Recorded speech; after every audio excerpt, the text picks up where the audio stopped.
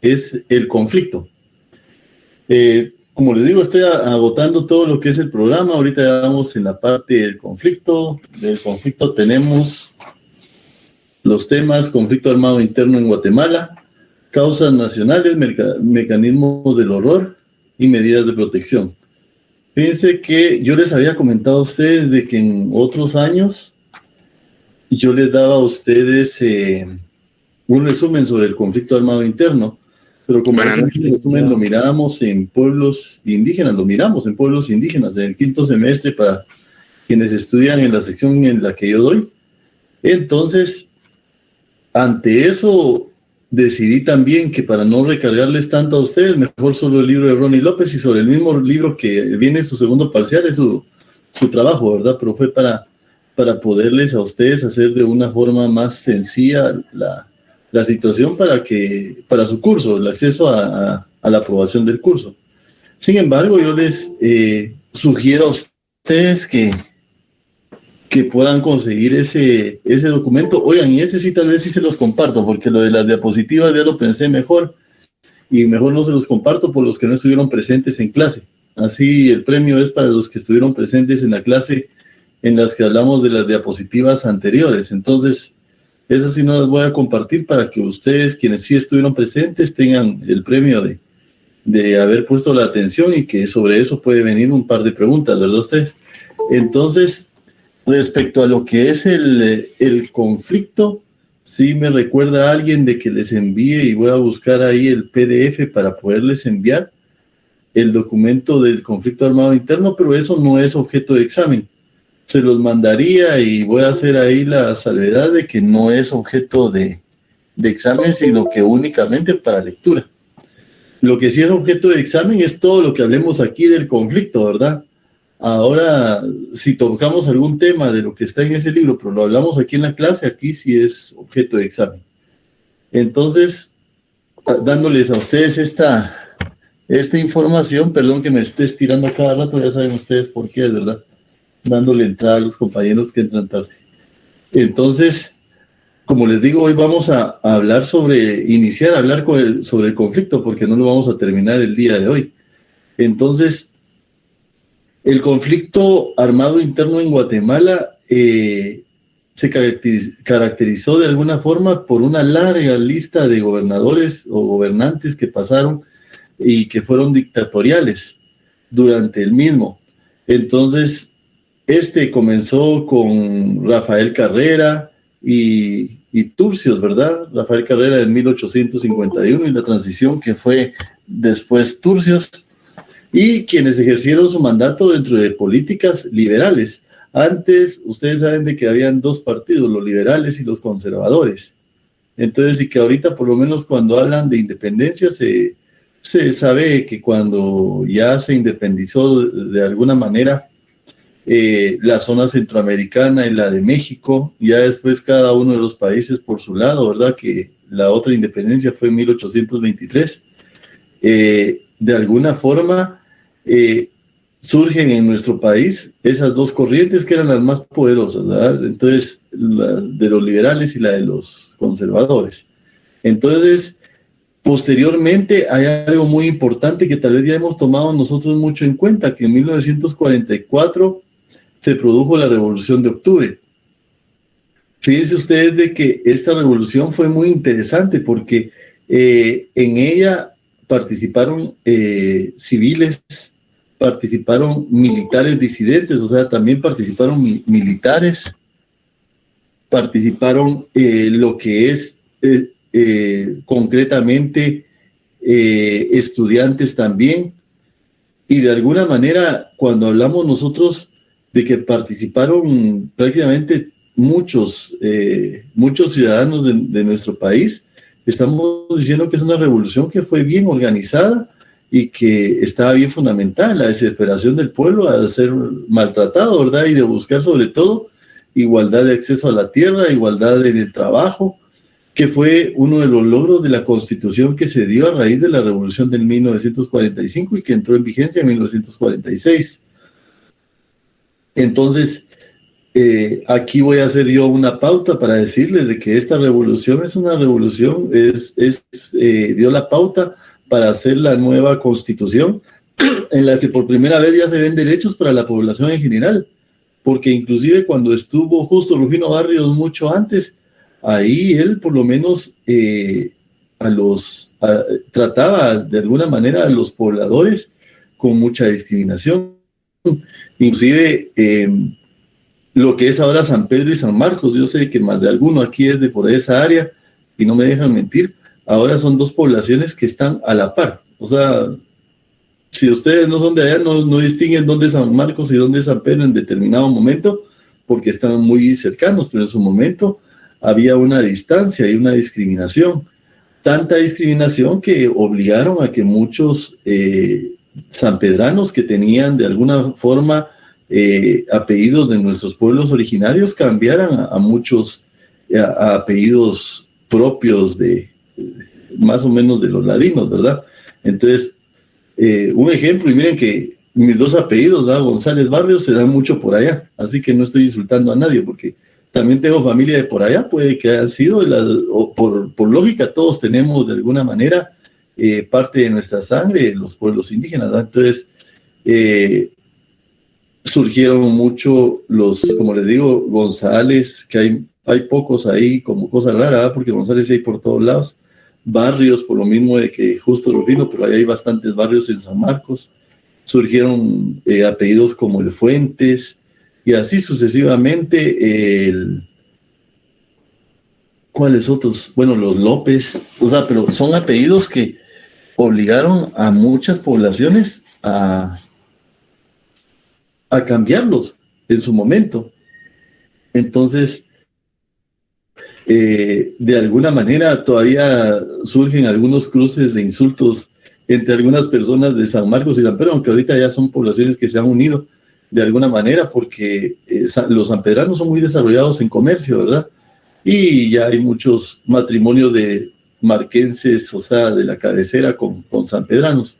Entonces, siempre hay gente que tiene pugna, se los digo yo, porque en el caso mío trabajé allá un par de años y me di cuenta, y todavía se tiran insultos molestándose, ¿verdad? Cuando hay reuniones y todo, pero son molestaderas ahí entre ellos, en donde por lo menos les dicen ladinos por asimilación, por eso mismo de que se les obligó a llevar un apellido, o sea, que no era el originario.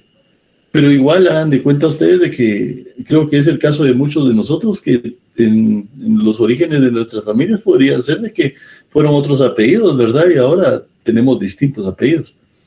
Entonces, vemos nosotros de que por lo menos, regresando al punto, ahí yo solo quise hacer una pauta para decirles a ustedes cómo era la situación, porque de esa misma discriminación nació de alguna forma esas dificultades, esa marginación, esa necesidad social de hacer una revolución, y esa revolución se logró hacer en 1944.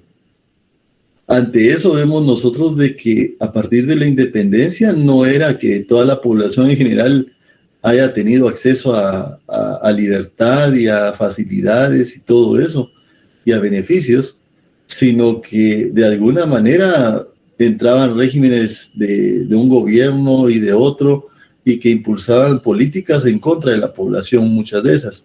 En la Revolución de Octubre, como les digo, lo importante es que participaron civiles, participaron, como les digo yo, estudiantes concretamente, y participaron militares. Todavía puedo dejar entrar.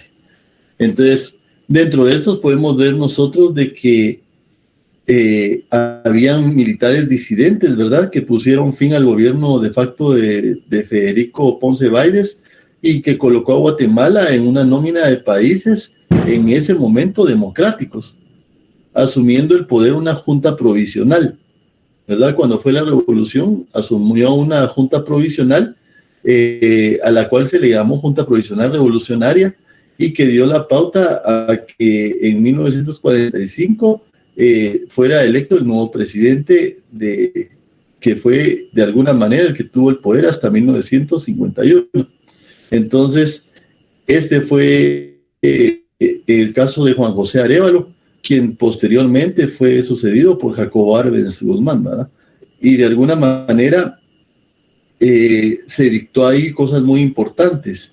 Dentro de las leyes que se dictaron, dentro de las leyes ordinarias, la reforma agraria de 1952, y que de alguna manera esta reforma agraria, miren ustedes, fue la que irritó de alguna forma tanto a la burguesía de nuestro país como a mismo Estados Unidos, ¿verdad? Porque como habían empresas como la United Fruit Company, que había sido beneficiada por gobiernos anteriores, en donde podían de alguna manera explotar la tierra y explotar a los campesinos de alguna forma con unos salarios míseros, ¿verdad?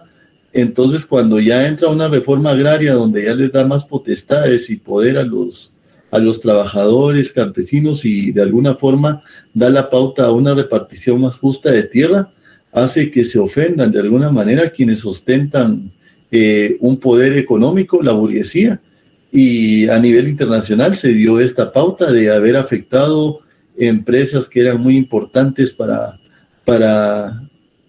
Estados Unidos y que explotan de alguna manera y que todavía sigue pasando, ¿verdad?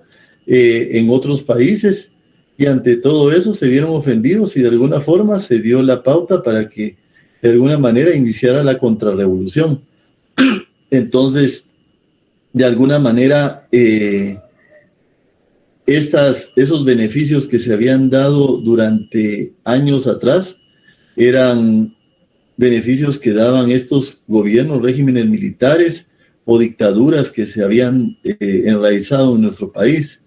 Esta pauta dio de que de alguna forma la consolidación de estos regímenes había hecho un paraíso para estas empresas y para las personas que de alguna manera se enriquecían, ¿verdad?, a costas de prácticamente de casi la esclavitud del pueblo, de un régimen que era prácticamente casi feudal y que de alguna forma afectó los intereses, los bolsillos y de muchas personas.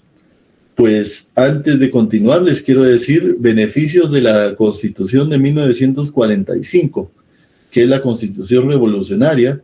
Yo creo que ya les hablé a ustedes de algo muy importante, que es la autonomía de la Universidad de San Carlos de Guatemala. Fue ahí por primera vez donde se dio la autonomía. No sé si ya habíamos hablado de esta pauta, alguien que me lo diga. Ya habíamos hablado de que previo a la autonomía podía tener la posibilidad del presidente de la República de decir, por decirles un nombre de alguien que me aparece aquí, ¿verdad?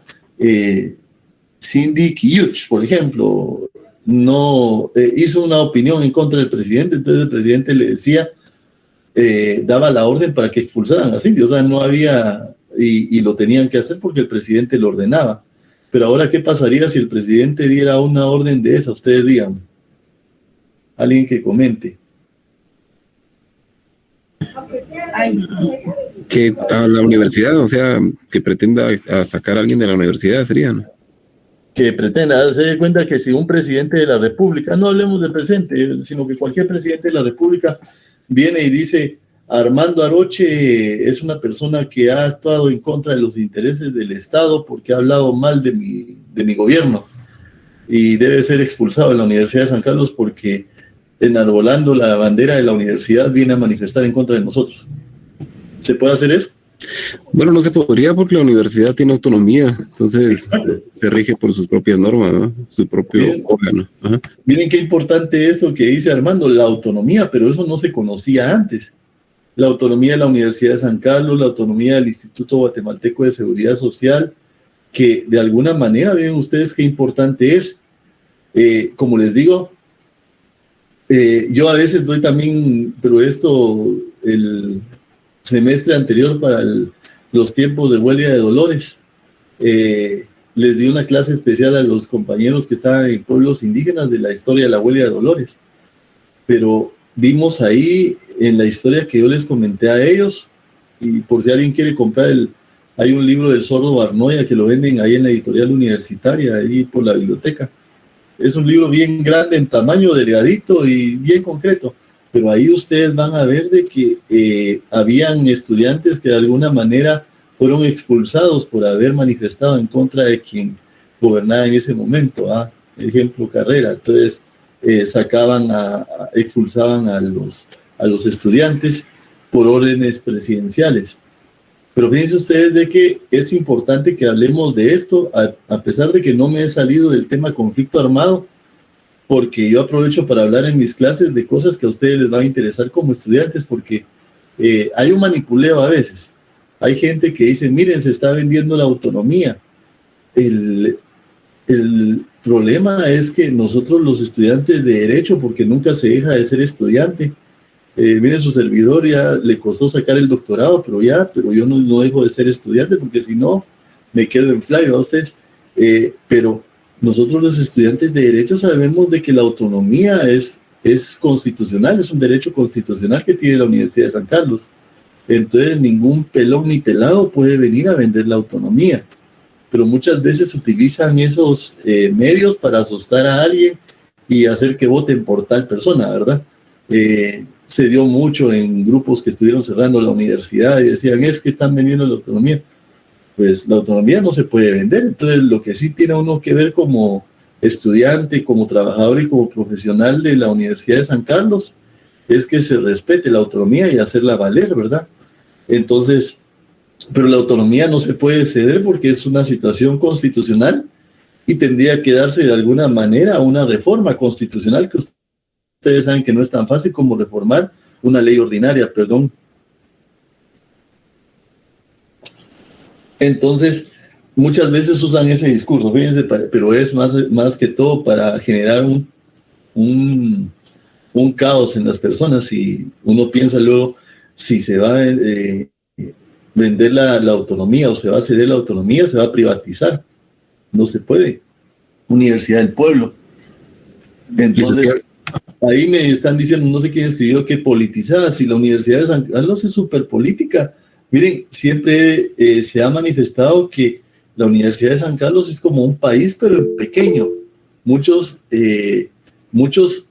candidatos a la presidencia, cuando participan para la presidencia, a la Universidad de San Carlos la manejan como que si fuera un departamento más, porque ahí se manejan muchos intereses y de alguna manera la universidad tiene mucha incidencia. Miren, hoy por lo menos se eligió representante ante el Instituto Guatemalteco de Seguridad Social designado por la Universidad de San Carlos, ¿verdad? Creo que titular y suplente, pero qué importante la incidencia que tiene la Universidad de San Carlos. Por supuesto que es política.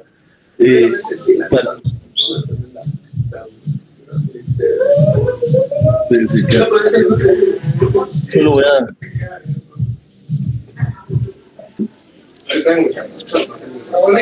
Yo no sé por qué. Ahí está. Qué importante es que sepamos nosotros de que hay política en la San Carlos, por supuesto que hay, pero qué bueno que haya, y les digo por qué. Porque si no hubiera, a nosotros nos impusieran nuestras autoridades. Este año ustedes pudieron ver de que se decidió o se eligió a nuestro señor decano, pero es una decisión de la mayoría. Hay otras universidades donde los estudiantes no deciden, sino que como son privadas, entonces quienes son los dueños dicen, oye, el decano va a ser fulanito de tal, y les gusta o no, él ves y qué. Entonces, si no pudieran ustedes decidir quiénes son sus representantes estudiantiles ante el Consejo Superior Universitario, ante la Junta Directiva, ustedes no pudieran elegir a su rector. Por supuesto que hay política. Lo que pasa es que tenemos que ser analíticos para decidir, ¿verdad? Y elegir a nuestros candidatos. Por lo menos ahorita sí le atinaron bien ustedes, porque había mucha campaña negra de parte de otras personas para tratar de ver si ganaban, pero creo que fueron muy inteligentes en no dejarse llevar por las campañas negras. Contame, Armando, había levantado la mano. Sí, yo tenía una duda cuando se habla con respecto a la autonomía. Pues también abarcaría el aspecto económico, digamos, como considerando que la Universidad de San Carlos es un órgano autónomo, pero que recibe fondos del Estado, entonces no es autónomo como tal, podría decirse, no sé si también implica una autonomía, pues subsistir con sus propios recursos, ¿no? O si puede depender de alguien más y aún así ser autónomo. Mira, pues con sus propios recursos no podría subsistir la Universidad de San Carlos, porque a ver ustedes de que igual yo lo que pagaba era, no me acuerdo si 96 quetzales lo que pagaba. El primer año 100 algo y después 96. Y con todo los recursos que utiliza la San Carlos y todo, no podríamos nosotros los estudiantes realmente con una cantidad así levantar la San Carlos. Pero la Constitución determina que el 5% del ingreso, ¿verdad? No me acuerdo si ese es el Producto Interno Bruto, pero la cosa es que le corresponde a la San Carlos.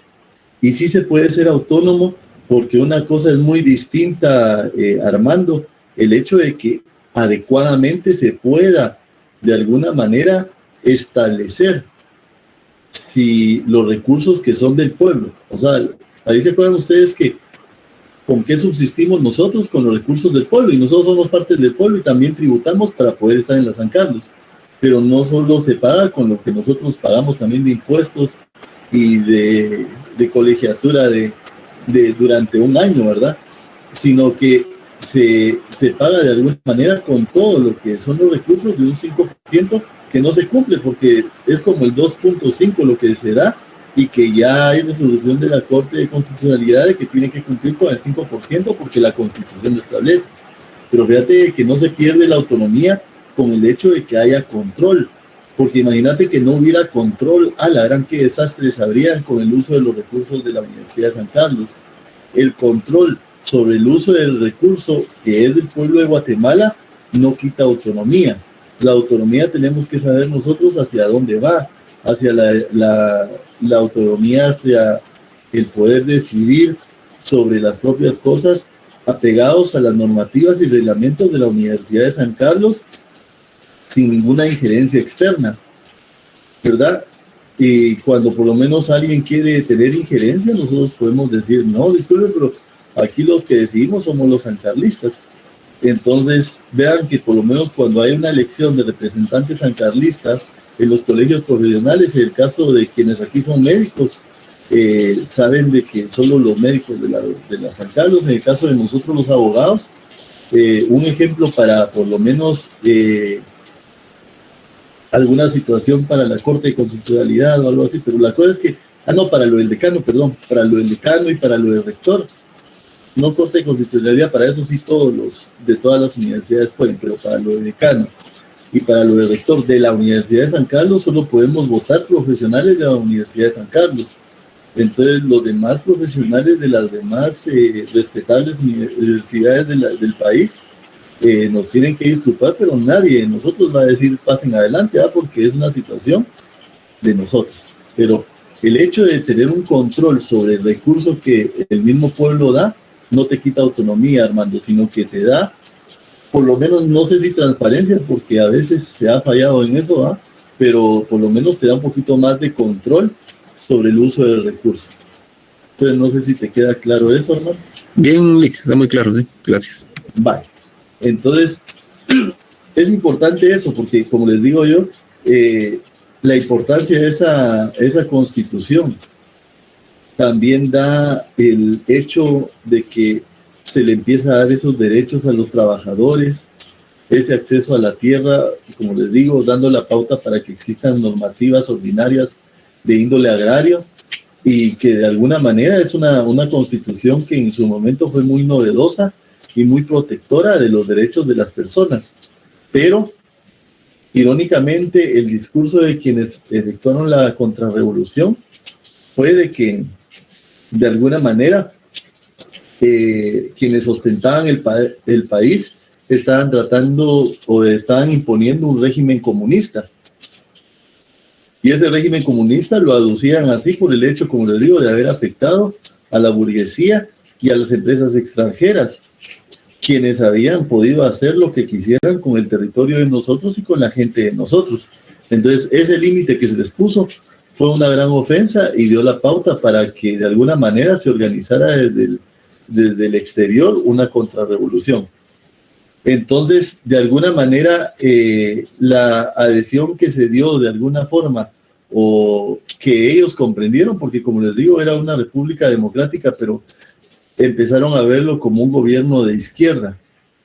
Y eso viene y ofende tanto a los burgueses como a Estados Unidos.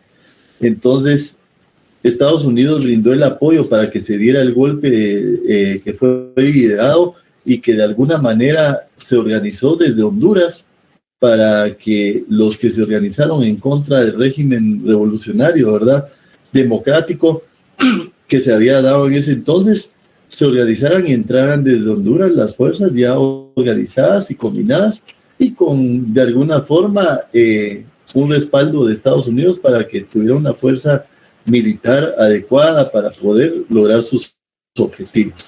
Entonces, ahí vemos nosotros de que quien lideró estas fuerzas fue quien posteriormente se quedó con la presidencia, ¿verdad?, don Carlos Castillo Armas, que de alguna manera tomó la jefatura del país en 1954.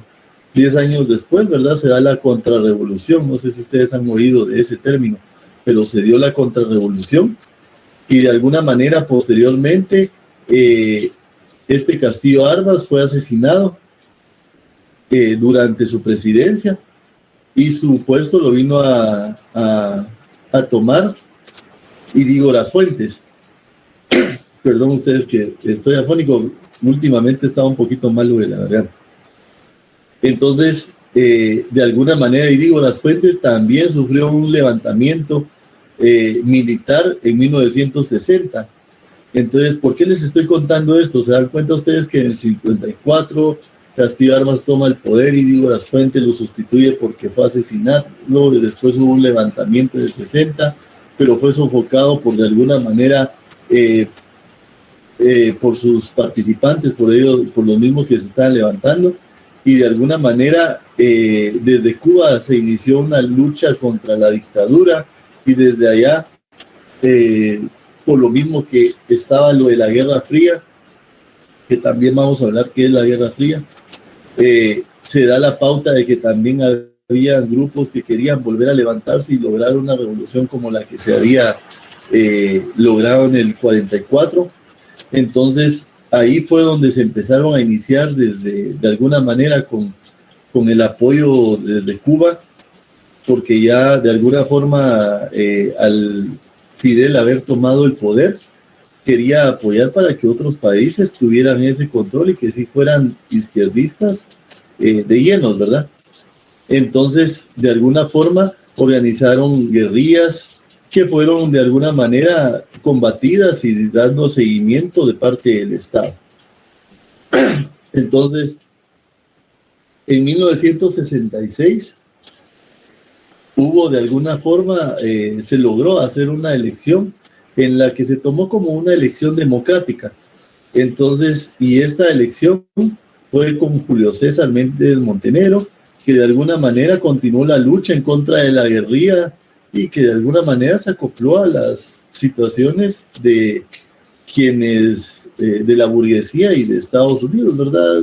Entonces continúan las luchas y de alguna manera esta crisis continuó así una tras otra vez, con regímenes de facto, con golpes de Estado, y que de alguna forma llegó hasta 1982, donde vemos de que Ríos Montt también logró tomar el poder por medio de un triunvirato, pero eso también lo vamos a ver.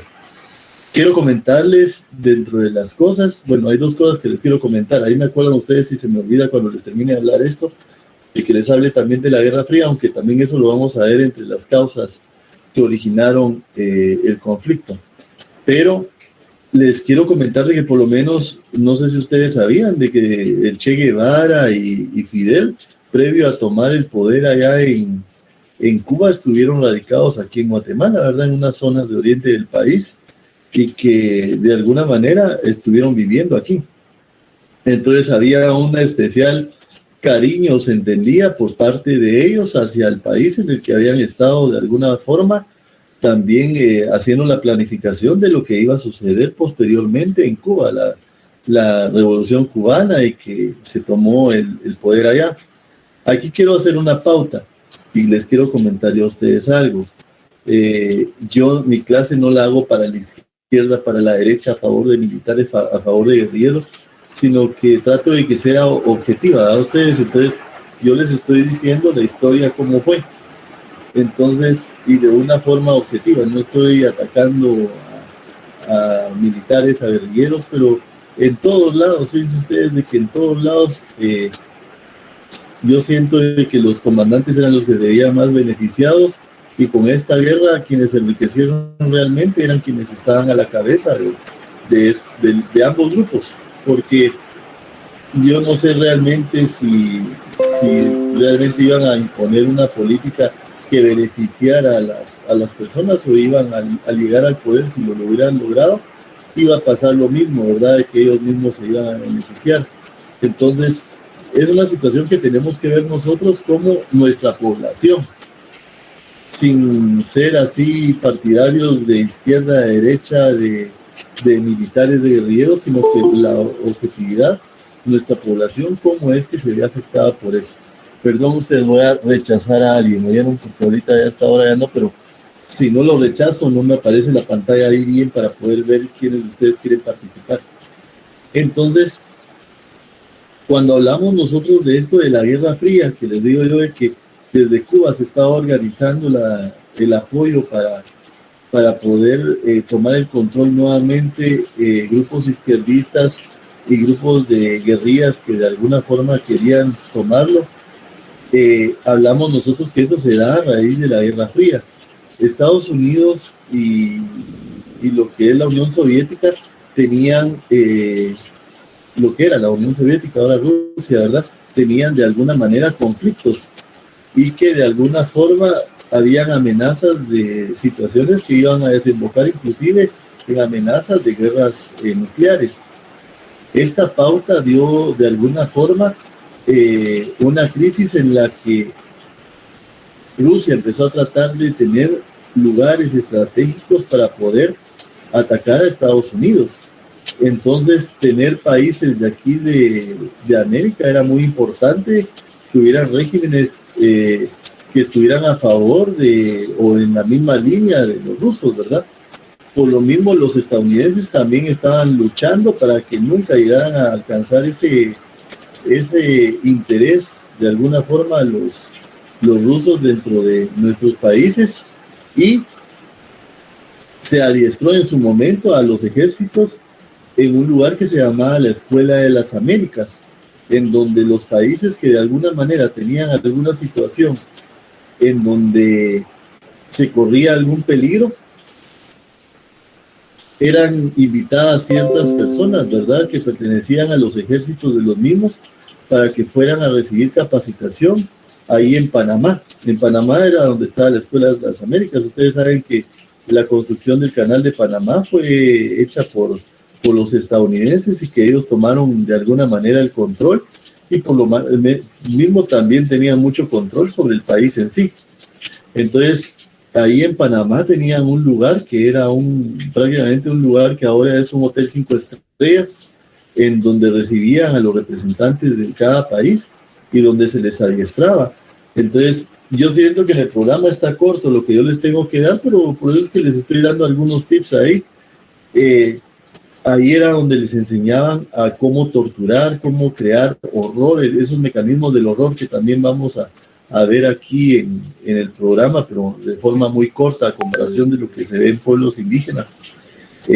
Esos mecanismos del horror eran la forma en la que tenían que torturar a las personas, porque de alguna manera en el conflicto armado interno a nuestras poblaciones se veían afectadas por ambos grupos. Hagan de cuenta de que nosotros, los que estamos aquí, que ya somos más de 123 personas, somos una población, vivimos en un territorio determinado. Hagan de cuenta de que vivimos en Huehuetenango, en una aldea de Huehuetenango. Entonces, nosotros siempre íbamos a vivir con miedo, porque si llegaban los guerrilleros, ellos querían que nosotros les diéramos provisiones, que les diéramos agua, que les alimentáramos, que les diéramos apoyo si teníamos medicina para darles, porque ellos necesitaban para ir a combatir a las montañas. Pero también llegaban los militares, y si los militares venían y se enteraban de que nosotros habíamos apoyado a los guerrilleros, nos iban a matar, y si los guerrilleros no les queríamos nosotros ayudar, nos iban a matar. Entonces, en la Escuela de las Américas les enseñaban a los militares a que ellos fueran más sanguinarios que los grupos guerrilleros. Entonces, los grupos guerrilleros, claro que sí mataban a algunas personas, pues, pero a los militares les enseñaron a que tenían que torturarlos y hacerlos de alguna forma sufrir más para que a la gente le diera más miedo apoyar a los guerrilleros y morir a manos de los militares, y que prefirieran no apoyarlos a los subversivos, ¿verdad? Entre ellas, como les digo, yo les estoy dando pautas de lo que tengo yo en ese libro, que es el resumen del conflicto armado interno, Memorias del Silencio, y es un resumen porque realmente los tomos son 12 tomos grandes, pero ese es un resumen, es un librito pequeño, que no lo tengo aquí porque ese es del otro curso, pero este libro, de alguna manera, vamos a ver si no lo guardé por aquí. Este libro, de alguna manera, nos puede explicar de las formas de tortura.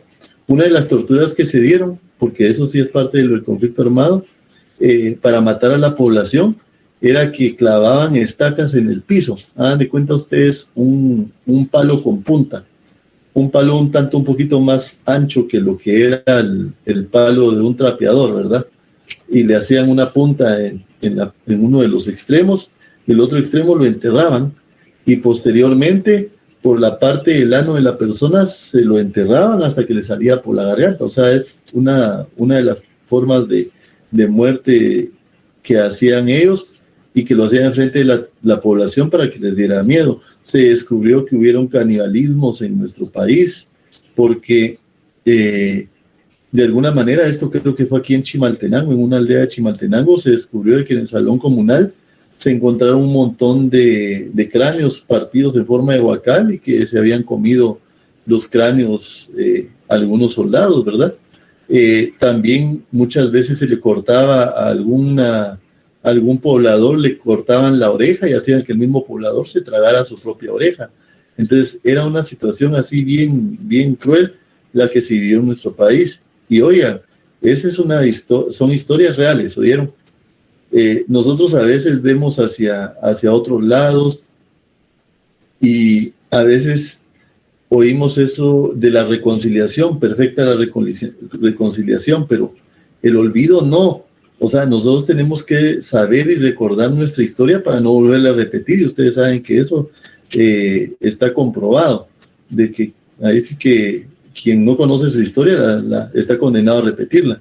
Entonces, pero muchos usan eso de la reconciliación para que tratemos de olvidar, y les apuesto que muchos de ustedes sí sabían de estas historias y otras más que les puedo seguir contando, pero otros no. Muchos de los compañeros que ingresaron y que son muy jóvenes posiblemente no sepan nada de eso, pero aquí hay personas que siempre yo he tenido, por eso es que siempre les digo, en la clase de pueblos indígenas el año pasado tuve a un compañero que fue militar, y que de alguna manera, ¿cómo es que le llaman a ellos cuando ya no continúan con el servicio militar y desisten? La cosa es que abandonó el servicio militar, y lógico que durante ese tiempo, si alguien abandonaba el servicio, lo buscaban y lo mataban, ¿verdad? Pero él hasta contó algunas cosas que les hacían hacer y que él ya no quería, y dejó el servicio militar. He tenido también compañeros que han participado en alguna célula de la guerrilla, y que de alguna manera también fueron víctimas, porque miren, yo les digo algo, lo que les estoy comentando, quienes se beneficiaron realmente con el conflicto, como les digo, fueron los jefes, porque muchos jefes guerrilleros son multimillonarios, pero a los que estuvieron en la montaña les dijeron gracias por participar, se firmaron los acuerdos de paz de 1996, y les dijeron, bueno, ahora vean ahí qué hacen por su vida, y también a los militares que estaban peleando en las montañas, gracias por participar, y se va a desmovilizar porque en los acuerdos de paz se estableció que se tiene que desmovilizar a gran cantidad del ejército, y no les enseñaron un oficio, no les enseñaron cosas alternas. Entonces, no es justificación, pero muchos se dedicaron a delinquir, ¿verdad ustedes? Porque en ambos bandos a lo que les enseñaron fue a matar. Entonces no les estoy diciendo que todos se dedicaron a eso, porque otras personas buscaron otras cosas que hacer, ¿verdad? Pero algunos se dedicaron a eso. Entonces es delicado eso. Alguien levantó la mano y me gustaría que participe. ¿Quién levantó la mano? se arrepintió. Dale, Carlos. Buenas noches, Lick. Muchas gracias. Fíjese que yo veo que como en 1996 pues, se firmaron los acuerdos de paz, pero esto fue entre el ejército y la guerrilla, obviamente, ¿no? Pero actualmente nos damos cuenta de que a diario hay un ejército que está matando gente en Guatemala, que son las pandillas, ¿no? Entonces tiene que ver esos acuerdos que se firmaron en 1996 a que no hagan nada en contra de, porque prácticamente es una organización bastante fuerte, ¿no? Y también tortura a la gente y nos damos cuenta en las noticias pues de que sí es bastante horroroso lo que ocurre y las autoridades pues como que sí, ¿no? ¿Qué pasa en ese sentido, Lick? Bien, Carlos. Fíjate que cabal mi respuesta iba a ir enfocada a eso. Dentro de las pandillas muchas veces se llega a...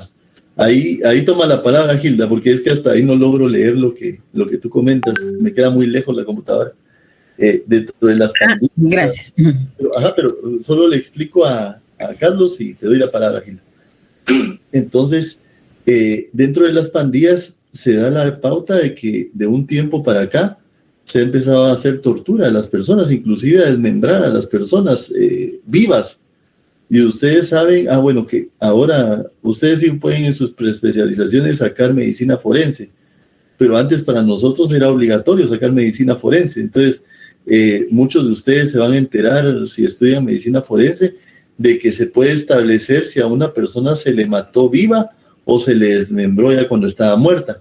Pero la mayoría de veces se establece que a quien aparece desmembrado, de alguna manera por la forma de los moretones que quedan en las partes cortadas y todo, y la forma del desangramiento, se establece cómo fue muerta, si fue muerta viva, que es la mayoría, o si fue muerta de primero y después lo desmembraron para tratar de desaparecer el cuerpo. Entonces, todas esas situaciones, de alguna manera, vemos nosotros de que no están tan distantes de lo que se hacía durante el conflicto armado interno. Vean, por lo que es importante que nosotros sepamos nuestra historia es porque en nuestro país se ha inculcado nosotros en nuestra psicología social. Sé que también puede haber aquí psicólogos y no me dejarán mentir. Dentro de la psicología social que tenemos nosotros en nuestro país tendemos a ser muy violentos. Con nosotros, fíjense ustedes de que si yo pregunto, inclusive en el área del derecho, a estudiantes del derecho, ¿quiénes están de acuerdo con la pena de muerte? Pero si les pido, miren, pero con confianza que no voy a tener nada en contra de quien esté, pues, o sea, respeto su criterio, la mayoría levantan la mano y se los digo porque yo también como estudiante estaba de acuerdo con la pena de muerte. Porque nos han enseñado que la violencia se combate con violencia, ¿verdad? Y porque nos han enseñado que no existe otra opción, porque en nuestro país el sistema penitenciario no está enfocado hacia la reinserción realmente.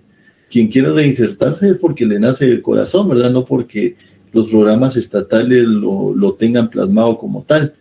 Entonces, por eso mismo la población justifica muchas veces el estar a favor de la pena de muerte.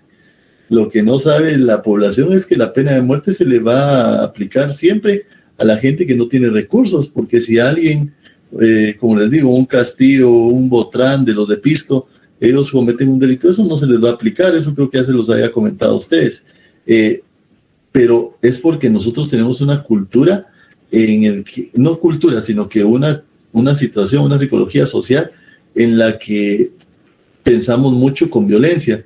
Fíjense que por lo menos les apuesto yo a ustedes de que si yo voy ahorita a Suiza y tengo que dar una cátedra y les digo yo, miren, hoy vamos a hablar sobre pena de muerte, les aseguro que el auditorium se levanta y se sale, porque no es algo que les interese, porque ellos ya han superado cualquier situación de estas, que nada más lo ven como una situación de países bárbaros, de países que no están nada desarrollados.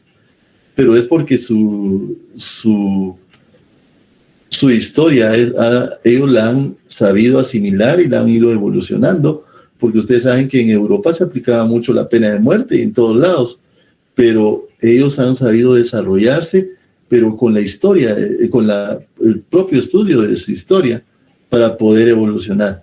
Entonces, el hecho de ser mal administrada nuestras políticas estatales hacia la población para el conocimiento, para el acceso a la educación y el conocimiento de lo que ha sucedido, hace que la violencia sea exagerada, porque muchos de los que, como les digo yo, que combatieron, puede que estén asesorando o que hayan asesorado en su momento a muchos de estos grupos, y no solo estaba hablando de pandillas como lo manifiesta Carlos, sino que también de crimen organizado y de otros grupos más. Miren ustedes, por lo menos se ha descubierto, inclusive hay informes de México, en donde muchos caiviles están de alguna manera inmiscuidos dentro de grupos de narcotraficantes y que son bien valorados y a los que les pagan muy bien porque son reconocidos porque son adiestrados para ser sanguinarios. Entonces es un ejemplo de eso, ¿verdad? Perdón, Gilda, cuéntame. Gracias, Lick. Es que yo lo que nos compartía el compañero es que ¿por qué se firmó, algo así lo entiendo yo, por qué se firmó la paz entre la guerrilla y el Estado y no así ver de negociar o hacer algún acercamiento con, por ejemplo, las pandillas o hacer algo con ellas, ¿verdad? Tengo entendido, o eso sí lo miro yo, que, por ejemplo, la guerrilla nació como respuesta a una opresión por parte del Estado, fue una resistencia que se creó para poder combatir los abusos del Estado, porque supuestamente había que aniquilar a todo aquel que fuese comunista, ¿no? Entonces, realmente esa fue la razón por la cual nació, no era un grupo delincuencial, que sí lo hicieron, que sí hubo tanto el ejército como la guerrilla cometió crueldades y eso, por supuesto, una vez ya entra la violencia, creo que ya nadie, es muy difícil parar el límite entre defendiendo los ideales y haciendo lo que sea para financiarse, pues ya se vuelve muy cortito. Sin embargo, creo que, por ejemplo, el asunto de las pandillas, como dice usted, es un asunto de delincuencia, de crimen organizado, y ahí ya no puede negociar el Estado. Según lo que yo veo, realmente el Estado tendría que cumplir su función de proteger a la población. Lo único que es lamentable ver que el poderío económico que tienen los grupos organizados sí es bien grande e incluso pues están incrustados dentro del gobierno, entonces tampoco están interesados ni van a buscar mecanismos para enfrentar esa situación de la criminalidad. Y ya ahí sí que entre traficantes, mareros, extorsionistas, pues y corruptos, pues también ya como que dice, se mezclan sus intereses. Es como lo miro yo, pues pienso que por eso una cosa es la delincuencia y otra cosa fue lo que en su momento era la resistencia, la guerrilla que luchaba contra los abusos de poder y contra lo que en muchas familias todos vivimos, pues exterminaron gran parte del intelecto de Guatemala. ¿Quién en su familia no tiene un desaparecido porque el ejército o la policía, el Estado en aquel entonces lo desapareció y cuántos sancarlistas no sufrió por eso también, ¿verdad? Bien, Gilda. Gracias. Gilda, mira, pues yo estoy consciente, mira, y realmente la causa de que existieran las guerrillas y las causas del conflicto armado interno fue la desigualdad, el abuso del poder, la falta de acceso a los servicios, o sea, un montón de cosas que siguen existiendo ahorita, o sea, son cosas que siguen existiendo. Eso las causas nacionales. La internacional, aunque eso lo vamos a hablar en otra clase y voy a sonar repetitivo, pero ya que Gilda lo está pautando, mejor le explico para que no piensen que no sé. Entonces, en las causas internacionales fue la Guerra Fría. Entonces, no podemos comparar por lo menos lo que es un conflicto armado interno en el que los grupos guerrilleros decían que la finalidad era la toma del poder para poder llevar a cabo un gobierno, con lo que son las pautas que hacen por lo menos los grupos delincuenciales. Eso es dentro del tema seguridad que el Estado tiene que tener, la seguridad hacia la población, ¿verdad? No la seguridad nacional, sino que la seguridad hacia la población, prestar el servicio de la seguridad.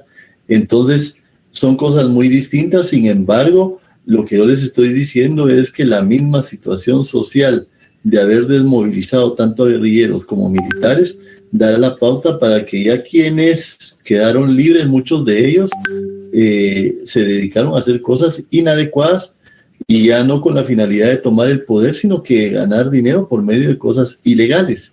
Entonces, les quería comentar eso, ¿verdad? Hacia eso va mi respuesta. Había levantado la mano Dominga, pero creo que la bajó, ya no veo levantada la mano de Dominga, para ya ir concluyendo. Dominga ya no quiere hablar. Bien. Entonces, les comento algo. Hoy no avanzamos. ¿Qué les puedo decir yo? Hoy fue una clase muy pautada porque yo quería de alguna manera explicar un poquito de cómo fue la historia y vieron que les expliqué un poquito de algo importante, lo de la constitución de la constitución revolucionaria, porque también les quería comentar la importancia de nuestra autonomía y hacia dónde va, y que no traten de hacernos ignorantes con mentiras y con falacias muchos grupos, y que nosotros sí tenemos que defender la autonomía como sancarlistas, ¿verdad? Y cuando digo sancarlistas, todos, como les digo, estudiantes, trabajadores, profesionales, docentes, todos. Entonces, y hablarles de otros beneficios de la Constitución en sí, el beneficio de los trabajadores, la reforma agraria y todo eso que dio la pauta para leyes agrarias que afectaron a personas en sus poderes, ¿verdad? Entonces, pero eso dio la pauta, como les digo, a que posteriormente en el 56 se diera la contrarrevolución, de alguna forma respaldada por Estados Unidos, y que desde Honduras se dio esa pauta. Entonces, vamos a llevarla así como les digo, porque ahí sí que afortunadamente vamos bien con lo de los temas y con lo del programa para poderlo concluir adecuadamente durante este semestre, porque no podemos dejar de abarcar el programa. Entonces les agradezco mucho, que pasen feliz noche y vamos a continuar. Lo que voy a hacer es que en la próxima clase voy a tomar la pauta de platicar otro poquito de lo visto hoy, de lo último, para poder volver a tomar el hilo, ¿verdad? Porque ya vieron que se fue el tiempo y ni lo sentimos. Ya casi la hora de clases y yo sentí como que habían sido 15 minutos. Éxitos a todos y bendiciones.